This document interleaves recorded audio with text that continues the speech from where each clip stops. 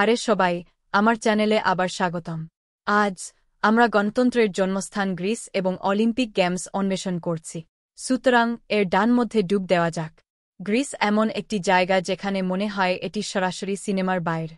2000 বছরের পুরানো ধ্বংসাবশেষের সাথে সারিবদ্ধ রাস্তায় হাঁটার কথা কল্পনা করুন। এটি এখানে এমন। ইতিহাসটি এতটাই বাস্তব যে আপনি যেখানেই যান না কেন আপনি কার্যত এটি আপনার পায়ের নিচে অনুভব করতে পারেন। যা সত্যিই গ্রিসকে আলাদা করে তোলে তাহলে এটি মানুষের দ্বারা তৈরি করা হয়েছিল, কোনো দেবতা জড়িত ছিলেন। পরিবর্তে এই অবিশ্বাস্য সভ্যতা নিয়মিত মানুষের দ্বারা নির্মিত হয়েছিল, নিয়মিত মানুষের জন্য। এমনকি তারা গণতন্ত্রের উদ্ভাবনও করেছিল, যেটা তখন একটা র্যাডিক্যাল ধারণা ছিল। আপনি কি বিশ্বাস করতে পারেন? আজকাল গ্রিস তার অলিম্পিক গেমের উত্তরাধিকারের জন্য পরিচিত। আপনি কি জানেন যে মূল অলিম্পিক গেমস প্রতি 4 বছর অন্তর অনুষ্ঠিত হয় এবং এতে রথ দৌড় এবং দৌড়ের মতো ইভেন্টগুলি অন্তর্ভুক্ত ছিল? কিন্তু যা এই গেমগুলিকে আলাদা করে তা হল রথ দৌড়ে প্রাণীদের ব্যবহার করার বিরুদ্ধে নিয়ম।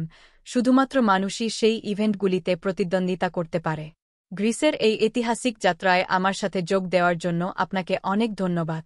আপনি যদি এই ভিডিওটি উপভোগ করেন তবে অনুগ্রহ করে এটিকে থামস আপ দিন এবং এই ধরনের আরও উত্তেজনাপূর্ণ বিষয়বস্তুর জন্য আমার চ্যানেলটি সাবস্ক্রাইব করতে ভুলবেন না। পরের সময় পর্যন্ত কৌতূহলী থাকুন এবং অন্বেষণ চালিয়ে যান।